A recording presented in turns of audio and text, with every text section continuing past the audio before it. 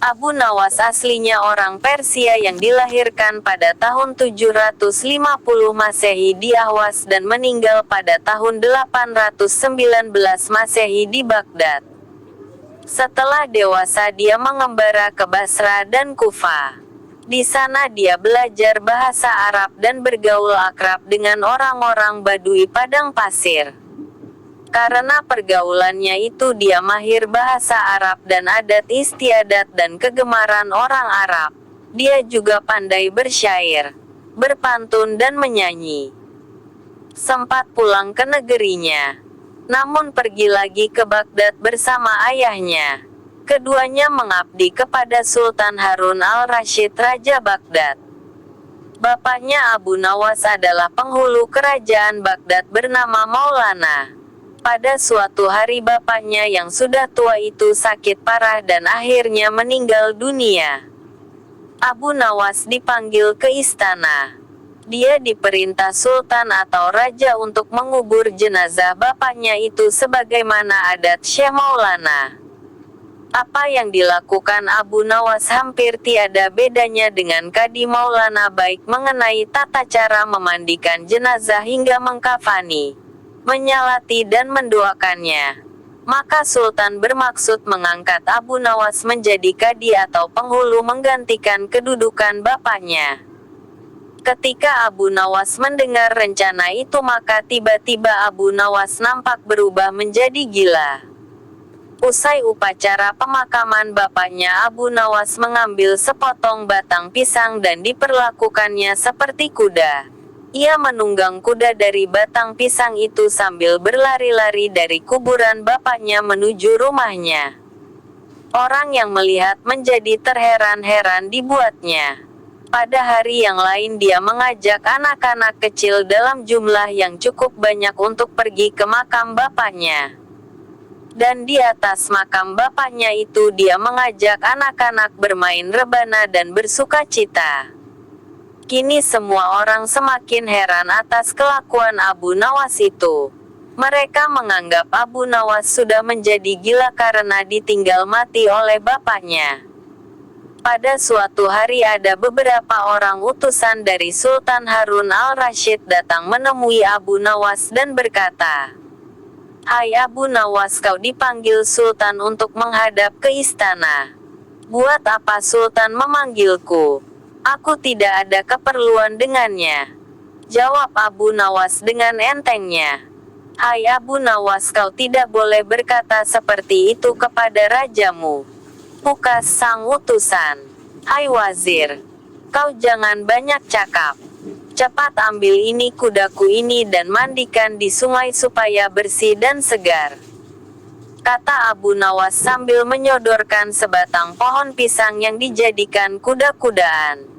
Si wazir hanya geleng-geleng kepala melihat kelakuan Abu Nawas. "Abu Nawas, kau mau apa tidak menghadap Sultan?" kata wazir. "Katakan kepada rajamu, aku sudah tahu maka aku tidak mau," kata Abu Nawas. "Apa maksudnya Abu Nawas?" tanya wazir dengan rasa penasaran. "Sudah pergi sana. Bilang saja begitu kepada rajamu," serga Abu Nawas sembari menyeruk debu dan dilempar ke arah si wazir dan teman-temannya. Si wazir segera menyingkir dari halaman rumah Abu Nawas. Mereka laporkan keadaan Abu Nawas yang seperti tak waras itu kepada Sultan Harun al-Rasyid. Dengan geram Sultan berkata, "Kalian ini bagaimana? Hanya menghadapkan Abu Nawas kemari saja tak becus. Ayo pergi sana ke rumah Abu Nawas, bawa dia kemari dengan sukarela ataupun terpaksa." Si wazir segera mengajak beberapa prajurit istana. Dan dengan paksa Abu Nawas dihadapkan pada raja. Namun lagi-lagi di depan raja Abu Nawas berlagak gila, bahkan tingkahnya aneh-aneh tak selayaknya berada di hadapan seorang raja. Abu Nawas bersikaplah sopan. Tegur Baginda. "Ya Baginda, tahukah Anda apa Abu Nawas?" "Baginda, terasi itu asalnya dari udang. Tidak sopan kau menghinaku, Nawas. Tidak, Baginda. Siapa bilang udang berasal dari terasi? Baginda merasa dilecehkan. Ia naik pitam dan segera memberi perintah kepada para pengawalnya. Hajar dia. Pukuli dia sebanyak 25 kali. Abu Nawas yang kurus kering itu akhirnya lemas tak berdaya dipukuli tentara yang bertubuh kekar. Usai dipukuli, Abu Nawas disuruh keluar istana. Ketika sampai di pintu gerbang kota, ia dicegat oleh penjaga. Hai Abu Nawas, tempo hari ketika kau hendak masuk ke kota ini kita telah mengadakan perjanjian. Masa kau lupa pada janjimu itu? Jika engkau diberi hadiah oleh Baginda maka engkau berkata, aku bagi 2, engkau 1 bagian, aku 1 bagian. Nah, sekarang mana bagianku itu? Hai penjaga pintu gerbang, apakah kau benar-benar menginginkan hadiah Baginda yang diberikan kepadaku tadi? Iya, tentu itu kan sudah merupakan perjanjian kita. Baik, aku berikan semuanya, bukan hanya 1 bagian. Wah, ternyata kau baik hati Abu Nawas. Memang harusnya begitu. Kau kan sudah sering menerima hadiah dari Baginda. Tanpa banyak cakap lagi Abu Nawas mengambil sebatang kayu yang agak besar lalu orang itu dipukulinya sebanyak 25 kali. Tentu saja orang itu menjerit-jerit kesakitan dan menganggap Abu Nawas telah menjadi gila. Setelah penunggu gerbang kota itu tak berdaya, Abu Nawas meninggalkannya begitu saja. Dia terus melangkah pulang ke rumahnya. Sementara itu si penjaga pintu gerbang mengadukan nasibnya kepada Sultan Harun al-Rasyid. Ya, Tuanku Syah Alam, ampun beribu ampun. Hamba datang kemari mengadukan Abu Nawas yang telah memukul hamba sebanyak 25 kali tanpa suatu kesalahan. Hamba mohon keadilan dari Tuanku Baginda. Baginda segera memerintahkan pengawal untuk memanggil Abu Nawas. Setelah Abu Nawas berada di hadapan Baginda ia ditanya, Hai Abu Nawas, benarkah kau telah memukuli penunggu pintu gerbang kota ini sebanyak 25 kali pukulan? Berkata Abu Nawas, ampun Tuanku, hamba melakukannya karena sudah sepatutnya dia menerima pukulan itu. Apa maksudmu? Coba kau jelaskan sebab musababnya kau memukuli orang itu. Tanya Baginda. Tuanku, kata Abu Nawas, hamba dan penunggu pintu gerbang ini telah mengadakan perjanjian bahwa jika hamba diberi hadiah oleh Baginda maka hadiah tersebut akan dibagi 2. 1 bagian untuknya, 1 bagian untuk saya. Nah pagi tadi hamba menerima hadiah 25 kali pukulan. Maka saya berikan pula hadiah 25 kali pukulan kepadanya. Hai penunggu pintu gerbang, benarkah kau telah mengadakan perjanjian seperti itu dengan Abu Nawas? Tanya Baginda. Benar Tuanku, jawab penunggu pintu gerbang. Tapi hamba tiada mengira jika Baginda memberikan hadiah pukulan. Hahaha, dasar tukang peras. Sekarang kena batunya kau. Sahut Baginda. Abu Nawas tiada bersalah. Bahkan sekarang aku tahu bahwa penjaga pintu gerbang kota Baghdad adalah orang yang suka menindas, suka memeras orang.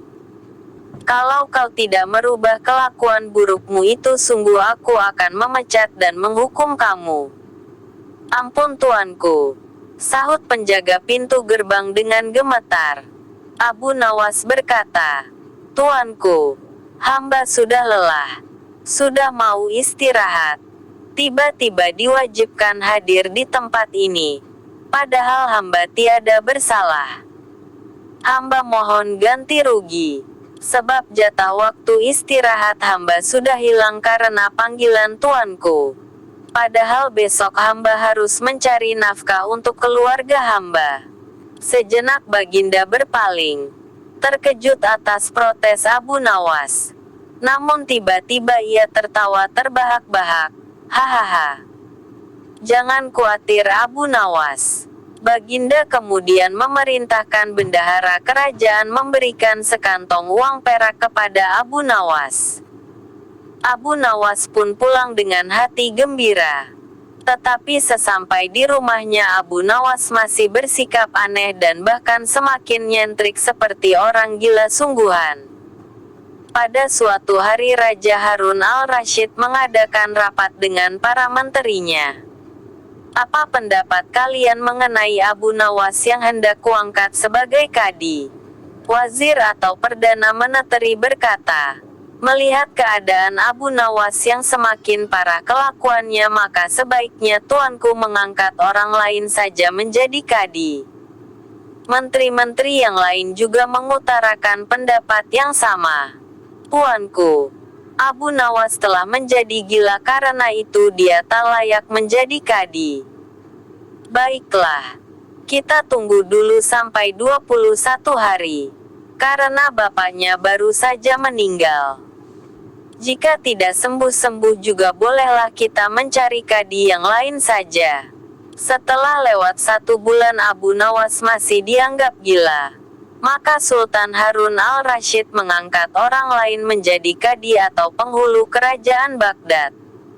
Konon dalam suatu pertemuan besar ada seseorang bernama Polan yang sejak lama berambisi menjadi kadi. Dia mempengaruhi orang-orang di sekitar Baginda untuk menyetujui jika dia diangkat menjadi kadi. Maka tatkala ia mengajukan dirinya menjadi kadi kepada Baginda maka dengan mudah Baginda menyetujuinya.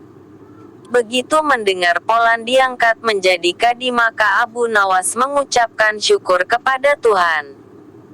Alhamdulillah aku telah terlepas dari balak yang mengerikan. Tapi sayang sekali kenapa harus Polan yang menjadi kadi? Kenapa tidak yang lain saja? Mengapa Abu Nawas bersikap seperti orang gila? Ceritanya begini. Pada suatu hari ketika ayahnya sakit parah dan hendak meninggal dunia dia memanggil Abu Nawas untuk menghadap. Abu Nawas pun datang mendapati bapaknya yang sudah lemah itu. Berkata bapaknya, "Hai anakku, ajalku sudah dekat. Sekarang ciumlah telinga kanan dan telinga kiriku." Abu Nawas segera menuruti permintaan terakhir bapaknya. Dia cium telinga kanan bapaknya. Ternyata berbau harum. Sedangkan yang sebelah kiri berbau sangat busuk. "Bagaimana anakku? Sudah kau cium?" "Benar wahai bapak. Ceritakan kan dengan sejujurnya. Baunya kedua telingaku itu." "Aduh pak, sungguh mengherankan. Telinga bapak yang sebelah kanan berbau harum sekali. Tapi yang sebelah kiri kok baunya amat busuk." "Hai anakku Abu Nawas. Tahukah apa sebabnya bisa terjadi begini?" "Wahai bapakku, cobalah ceritakan kepada anakmu ini." Berkata Syekh Maulana, "Pada suatu hari datang 2 orang mengadukan masalahnya kepadaku. Yang seorang aku dengarkan keluhannya. Tapi yang seorang lagi karena aku tak suka maka tak ku dengar pengaduannya. Inilah resiko menjadi kadi penghulu. Jika kelak kau suka menjadi kadi maka kau akan mengalami hal yang sama. Namun jika kau tidak suka menjadi kadi maka buatlah alasan yang masuk akal agar kau tidak dipilih sebagai kadi oleh Sultan Harun al-Rasyid. Tapi tak bisa tidak Sultan Harun al-Rasyid pastilah tetap memilihmu sebagai kadi." Nah itulah sebabnya Abu Nawas pura-pura menjadi gila. Hanya untuk menghindarkan diri agar tidak diangkat menjadi kadi. Seorang kadi atau penghulu pada masa itu kedudukannya seperti hakim yang memutus suatu perkara. Walaupun Abu Nawas tidak menjadi kadi namun dia sering diajak konsultasi oleh sang raja untuk memutus suatu perkara. Bahkan ia kerap kali dipaksa datang ke istana hanya sekedar untuk menjawab pertanyaan Baginda Raja yang aneh-aneh dan tidak masuk akal.